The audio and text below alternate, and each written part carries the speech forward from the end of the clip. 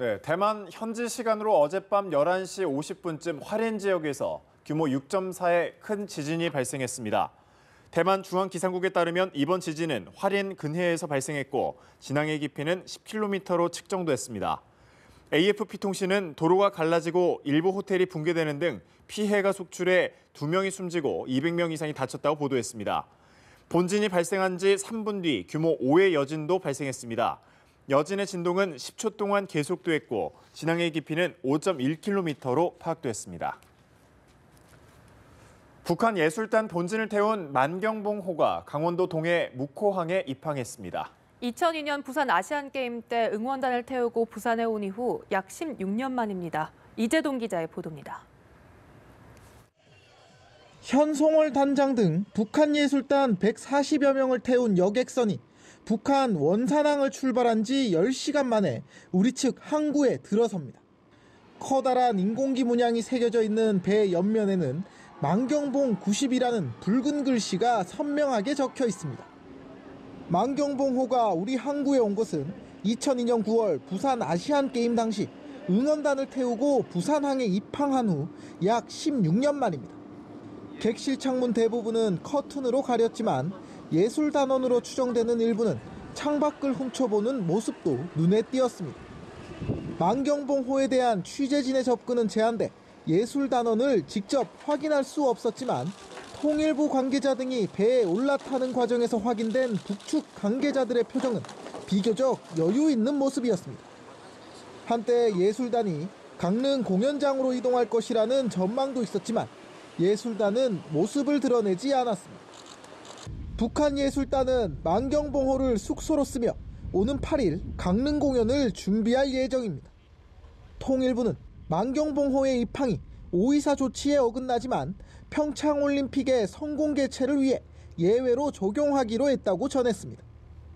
한편 묵호항에서는 태극기를 든 일부 시민들이 거친 시위를 벌이며 경찰과 충돌하는 등 소동이 빚어지기도 했습니다.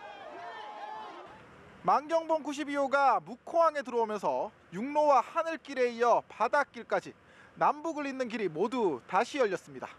동해에서 연합뉴스TV 이재동입니다. 평창 동계올림픽 기념 공연을 위해 방남한 북한 예술단은 평양을 떠나기 전에 김정은 북한 노동당 위원장의 여동생인 김여정 당 부부장의 배웅을 받았습니다. 예술단의 이번 공연에 대한 김 위원장의 각별한 관심이 반영된 것이란 관측이 나옵니다. 이승국 기자입니다. 북한 라디오 방송인 조선중앙방송은 현송월 삼지연 관현악단장 등이 이끄는 예술단이 평양을 출발했다며 북한 예술단의 방남 소식을 전했습니다. 방송은 특히 박광호 노동당 선전선동 부장과 김여정 부부장 등 당 중앙위원회 간부들이 이들을 전송했다고 보도했습니다. 김정은 북한 노동당 위원장의 여동생인 김여정이 직접 배웅에 나선 것을 두고 그만큼 김 위원장이 방남 예술단 활동에 큰 관심을 보이고 있다는 방증이란 분석이 나옵니다. 삼지연 관현악단의 이번 공연을 통해 북한에 대한 이미지를 개선하고자 하는 김정은의 각별한 관심을 보여주는 것이라고 할 수 있습니다. 최근 정치국 후보위원회에 오른 뒤에 주석단 맨 앞줄에 앉는 등 부쩍 정치적 위상이 높아진 김여정은 계속해서 북한의 체제 선전을 담당하는 선전선동부에 몸담고 있는 것으로 추정됩니다. 통일부 당국자는 김여정이 박광호 선전선동부장과 함께 나온 것으로 볼 때 직책은 선전선동부 부부장인 것으로 분석하고 있다고 말했습니다. 앞서 일부 언론은 김여정이 선전선동부에서 조직지도부로 옮겨 제1부부장에 올랐다고 보도한 바 있습니다. 연합뉴스TV 이승국입니다. 김일국 체육상을 포함한 북한 민족올림픽위원회 관계자와 응원단, 태권도 시범단과 기자단이 오늘 방남합니다. 통일부는 북측 인원 280명이 오전 9시 30분쯤 경의선 육로를 통해 우리 측 남북 출입사무소에 도착할 예정이라고 밝혔습니다. 구체적인 인원은 NOC 관계자 4명과 응원단 229명, 태권도 시범단 26명, 기자단 21명 등입니다. 이들은 우리 측 남북 출입사무소에서 버스로 강원도 숙소로 이동할 것으로 알려졌습니다. 민족올림픽위원회 관계자는 평창 홀리데이인 호텔에 응원단과 태권도 시범단, 기자단은 인제 스피디움에 묵는 것으로 전해졌습니다. 네, 마이크 펜스 미국 부통령이 북측과의 만남이 성사되더라도 비핵화 메시지는 다르지 않을 것이라고 밝혔습니다. AP통신 등에 따르면 펜스 부통령은 미국 엘먼도프 리처드슨 합동기지에서 기자들과 만나 북한이 핵무기 탄도미사일 야욕을 완전히 포기해야 한다는 기존의 입장을 재확인하며 이같이 말했습니다. 펜스 부통령은 방한 중 북측과의 회동 가능성을 묻는 기자들의 질문에는 북한 대표단과 어떠한 회동도 요청하지 않았다면서도 무슨 일이 일어났는지 지켜보자고 답했습니다. 그러며 모든 옵션은 테이블 위에 있다며 자신이 아베 신조 일본 총리, 문재인 대통령 옆에 서서 비핵화 목적을 달성하기 위해 전 세계의 연대를 재확인할 것이라고 강조했습니다. 1987년 대한항공 858기 폭파범인 전 북한 공작원 김현희 씨가 평창 동계올림픽에 등장할 한반도기에 대해 평화의 상징이 될 수 없다고 주장했습니다.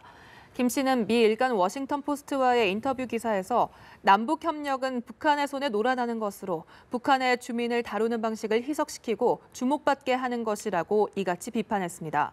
김 씨는 북한에서 김일성의 로봇으로 살다가 한국에서 새 삶을 얻었다며 대한항공기 폭파에 대해선 용서받지 못할 범죄로 생각한다고 말했습니다. 정부가 평창 동계올림픽을 계기로 열리는 북한 예술단 특별공연 일반 관람객 당첨자 1,560명을 발표했습니다.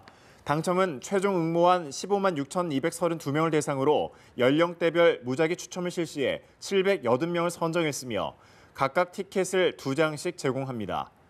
당첨 여부는 인터파크 티켓 사이트에서 이름과 회원 아이디 등으로 확인할 수 있습니다. 이명박 전 대통령을 국정원 특수활동비 수수 사건의 주범으로 지목한 검찰이 가파른 수사 행보를 이어가고 있습니다. 박재완 당시 청와대 정무수석 등 측근들을 소환 조사하며 압박 수위를 높였습니다. 국정원 불법 자금을 총선 여론조사용으로 쓴 정황도 포착한 것으로 알려졌습니다. 구하림 기자의 보도입니다.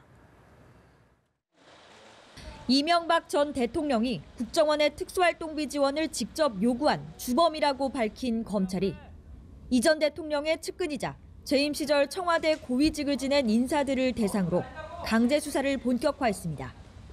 검찰은 박재완 전 기획재정부 장관과 장다사로 전 청와대 총무기획관의 집과 사무실을 압수수색해 증거 자료를 확보했습니다.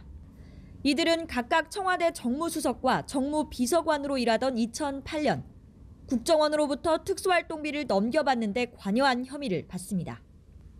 검찰 관계자는 이미 드러난 국정원 자금 4억 원과는 별개로 새롭게 드러난 자금의 흐름을 수사하고 있다고 밝혔습니다.